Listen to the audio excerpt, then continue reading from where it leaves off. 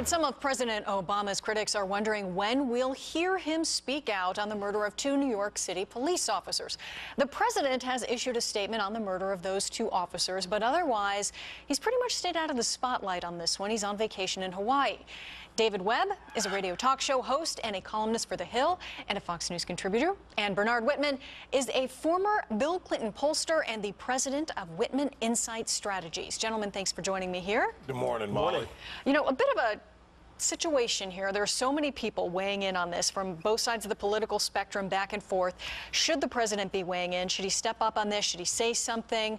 Bernard? Yeah, I mean, there's no question the president should talk about this. This has an opportunity for him to speak out on the scourge of guns, senseless violence, hatred, and overheated political rhetoric. And I think the president could come out and make a very clear, unequivocal, calm, short statement saying both sides need to stand back. We need to turn down the heat on this. We need to turn down the rhetoric on this. We need to let America and these families in particular mourn the loss of these two very brave officers. We can have serious and real disagreements on how best to fight violence and how best to reform the police, but political barbs at this time are just not appropriate. David, is now the time for the president to speak on this? Well, let's see.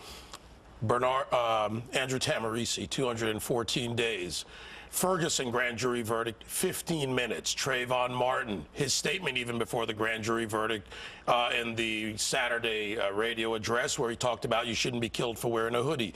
The president has waited and has gone into these issues, even in Boston with Professor Gates, without having all the facts. So now, it really doesn't matter much, I got to tell you, to the frontline officers that I talk to, whether the president speaks or not, because they don't trust him. You know, Bernard likes to shift to guns and he likes to shift the argument, but what we have here is an environment problem. We have an environment problem with the president's right-hand man on race, Al Sharpton, Bill de Blasio's right-hand man on race, Al Sharpton, who is basically someone who has helped foster an environment of hatred towards police. These two officers killed were not black and white as the issue. The murderer was black. The assassin was black. The officers were Hispanic and Asian in this case. So it's beyond race, but they use race and use hatred of police, and it's not just New York. It's all over this country.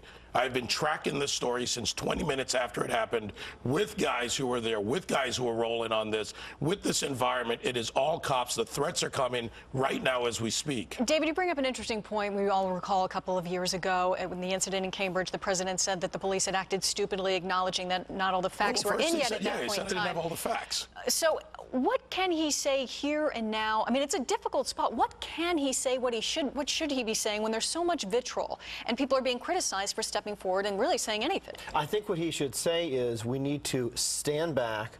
We need to calm down. We need to back up. The fact that a senseless, crazed, psychotic murdered two police officers stands for itself. This wasn't an act that was generated by the political rhetoric around yes, it was. No, when you go through his social media. I have scrubbed his Instagram and his Facebook. Come on and say effectively that the mayor and the president have blood on their hands, as Patrick Lynch said. That is completely inappropriate and is wrong.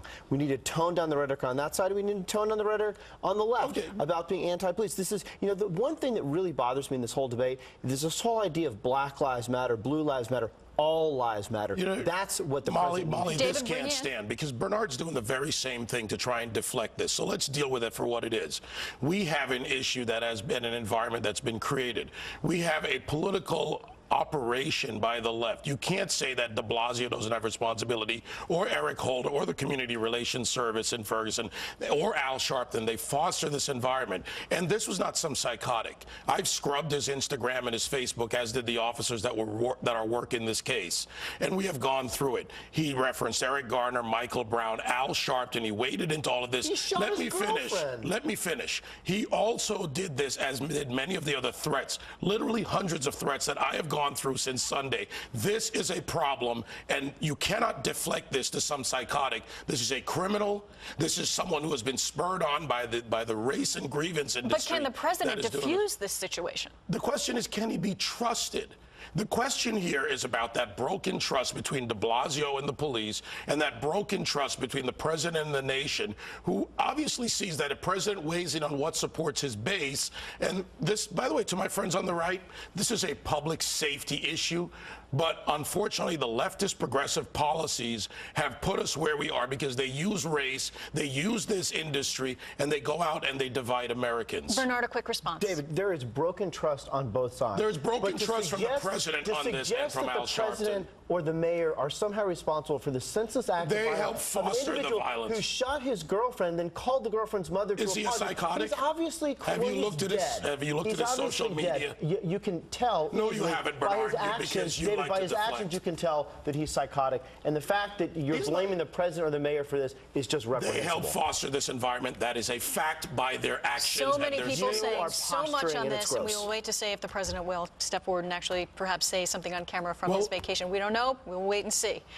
Bernard Whitman, David Webb, thanks so much for joining me here today. Appreciate it. Spirited debate. Thank you, Molly.